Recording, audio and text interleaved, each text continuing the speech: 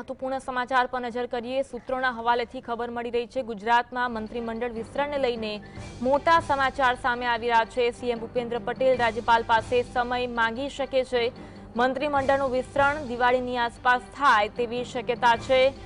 નવા ધારાસભ્યોને મંત્રીપદનું દિવાળી ગિફ્ટ અપાય તેવી પણ શક્યતા છે। સીએમ ભૂપેન્દ્ર પટેલ રાજ્યપાલ પાસે વિસ્તરણ મુદ્દે સમય માંગી શકે છે।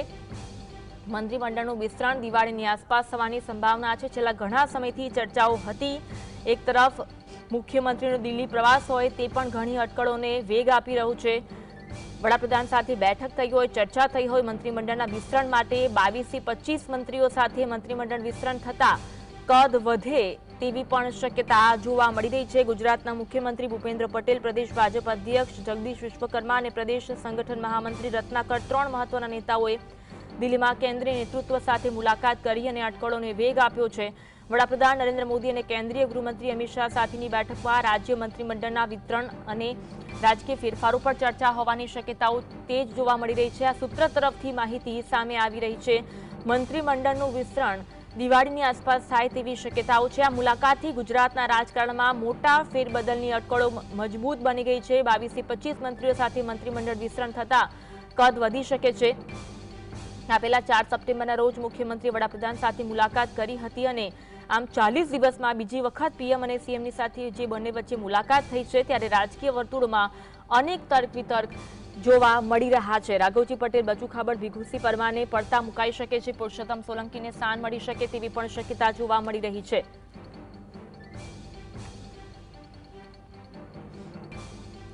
આજ અંગે વધુ વાત કરીશું। સહયોગી કામેશ અમારી સાથે લાઈવ જોડાયા છે। કામેશ, સૂત્રો તરફથી માહિતી મળી રહી છે જે રીતની મુલાકાતો થઈ રહી છે, 40 દિવસમાં બીજી વખત પીએમ સીએમ વચ્ચે બેઠક થઈ છે, મંત્રીમંડળ વિસ્તરણને લઈને અટકળો તેજ જોવા મળી રહી છે, શું અપડેટ મળી રહી છે?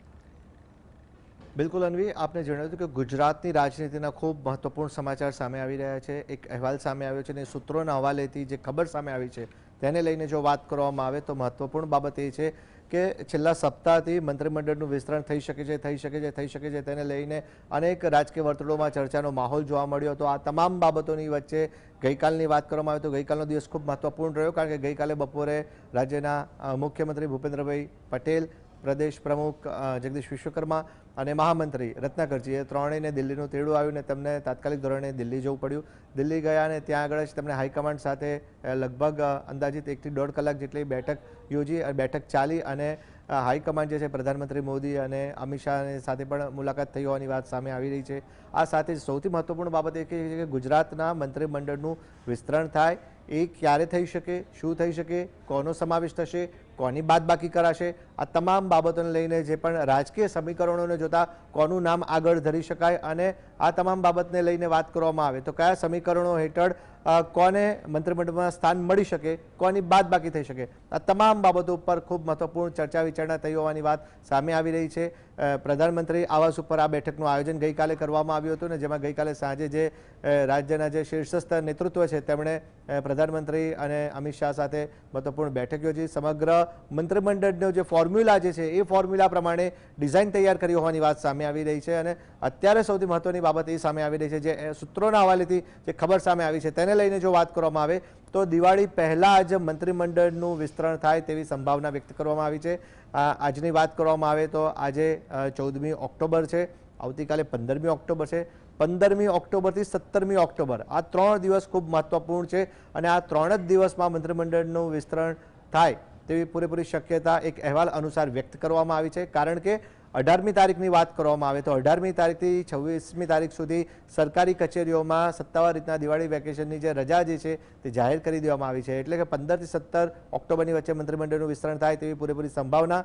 બીજી બાબત એ પણ સામે આવી રહી છે કે જે ફોર્મ્યુલા જે તૈયાર કરાયો એ ફોર્મ્યુલાને આધારે આગામી જે પણ ચૂંટણીઓ આવી રહી છે તેને લક્ષ્યમાં રાખીને તેના પરિપ્રેક્ષ્યમાં કયા સમીકરણોને સ્થાન આપવામાં આવે, જાતિ સમીકરણની જો વાત કરવામાં આવે તો ઓબીસીથી માંડીને જે જાતિ સમીકરણો સેટ થાય છે તે પ્રમાણે કોને સ્થાન અપાય અને કોને બાદબાકી કરાય આ તમામ બાબતોના લેખાજોખા પણ ગઈકાલે જે બેઠક મળી તેમાં રજૂ કરવામાં આવ્યા હતા અને ત્યારબાદ જે અહેવાલ સામે આવી રહ્યો છે તે રીતના જે આ મંત્રીમંડળ જે છે જે નવું મંત્રીમંડળનું વિસ્તરણ 15 થી 17 ઓક્ટોબરની વચ્ચે થઈ શકે છે। આ નવા મંત્રીમંડળમાં કહી શકાશે કે 7 થી 8 નવા ચહેરાઓને સ્થાન મળે તેવી સંભાવના વ્યક્ત કરવામાં આવી છે. આ સાથે જ 6 થી 8 જેટલા જે જૂના મંત્રીઓ જે છે તેમને પડતા મુકાય મંત્રીમંડળમાંથી તેવી પણ સંભાવના છે. અને તેના નામની જો વાત કરવામાં આવે તો રાઘવજીભાઈ પટેલ, ભીખુસિંહ પરમાર અને બચ્ચુભાઈ ખાબડને મંત્રીમંડળમાંથી તેમની બાદબાકી થાય તેવી સંભાવના વ્યક્ત કરવામાં આવી છે. આ સાથે જે પરસોત્તમ સોલંકી છે તેમના સ્થાને હીરાભાઈ સોલંકીને સ્થાન આપવામાં આવે મંત્રીમંડળમાં તે પણ શક્યતાને નકારી શકાય તેમ નથી.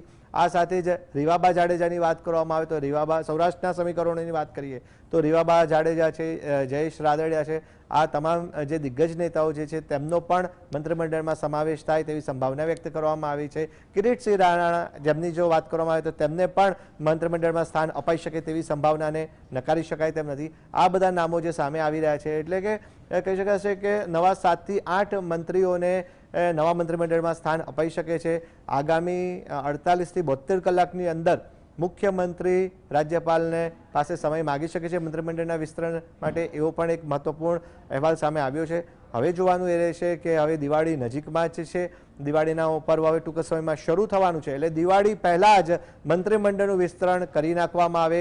જે નવા જે મંત્રીઓ જે છે તેમને સરકાર તરફથી દિવાળી ગિફ્ટ મંત્રીમંડળની મંત્રીપદની મળી જાય. આનાથી મોટા સમાચાર તો દિવાળી માટે શું હોઈ શકે, રાજ્યની રાજનીતિ માટે આ ખૂબ મહત્વપૂર્ણ છે. કારણ કે દિવાળી જેવી પછશે અને જેવું નૂતન વર્ષ શરૂ થશે ત્યારથી જ ભાજપ હંમેશા પોતાના માઇક્રો મેનેજમેન્ટ માટે જાણીતું છે અને તેને લઈને જ આગામી ચૂંટણીઓના પરિપ્રેક્ષ્યને લઈને આગામી રણનીતિના ભાગરૂપે કેવી રીતના કઈ બેઠકો પર કેવી રીતના તૈયારી કરવી, કયા નેતાઓને લોકો સુધી પહોંચાડવા અને લોકોની જે સમસ્યાઓ જે છે તેને સાંભળીને ગ્રાઉન્ડ રૂટ ઉપર એનાલિસિસ કરી અને કેવી રીતના સમર્થન પ્રાપ્ત કરવું, આ તમામ બાબતોને લઈને હવે દિવાળી પહેલાં જ મંત્રીમંડળનું વિસ્તરણ થાય તેવી સંભાવના વ્યક્ત કરવામાં આવી છે. એક અહેવાલ અનુસાર આ જાણકારી સામે આવી છે. સત્તાવાર રીતના જાહેરાત થવાની હજી બાકી છે.